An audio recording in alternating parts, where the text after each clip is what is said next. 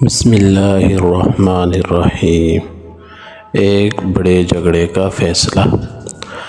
جب آپ صلی اللہ علیہ وسلم کی عمر 35 برس کی تھی کہ قریش کے مختلف قبیلوں میں ایک بڑا جھگڑا اٹھ کھڑا ہوا۔ قریب تھا کہ وہ لوگ آپس میں لڑ کر کٹ مرتے کہ رسول پاک صلی اللہ علیہ وسلم پہنچ گئے اور اس جھگڑے کا ایسا فیصلہ کیا کہ سب کی تسلی ہو گئی۔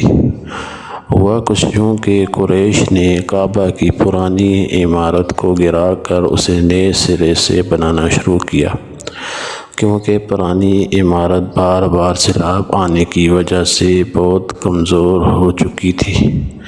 جب بھی بارش ہوتی پہاڑوں سے پانی بہہ کر کعبہ میں جمع ہو جاتا تھا۔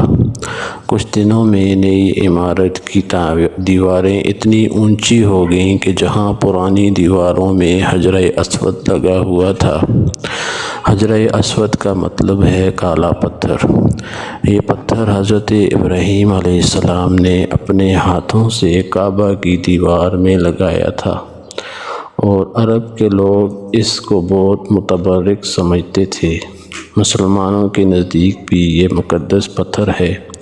خانہ کعبہ کے گرد پھیرا اسی سے شروع کیا جاتا ہے اور اسی کو بوسہ دیا جاتا ہے۔ ہر قبیلہ چاہتا تھا کہ حجر اسود کو اٹھا کر اس کی جگہ پر رکھنے کی عزت اسے ہی ملے۔ اس بات پر سب قبیلے لڑنے مرنے پر تل گئے۔ آخر ایک بوڑھے آدمی نے یہ رائے دی کہ جو شخص کل صبح سب سے پہلے خانہ کعبہ میں آئے وہی اس جھگڑے کا فیصلہ کرے۔ سب نے یہ رائے پسند کی۔ خدا کا کرنا دوسرے دن صبح جو سب سے پہلے خانہ کعبہ میں پہنچے وہ ہمارے پیارے نبی حضرت محمد صلی اللہ علیہ وآلہ وسلم تھے۔ ان کو دیکھتے ہی سب پکار اٹھے، امین آگے، امین آگے۔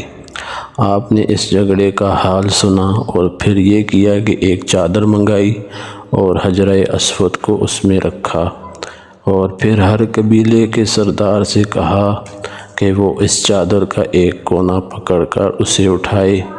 جب یہ ہو گیا تو آپ صلی اللہ علیہ وسلم نے حجر اسود کو اپنے پاک ہاتھوں سے اٹھا کر اس کی جگہ پر رکھ دیا۔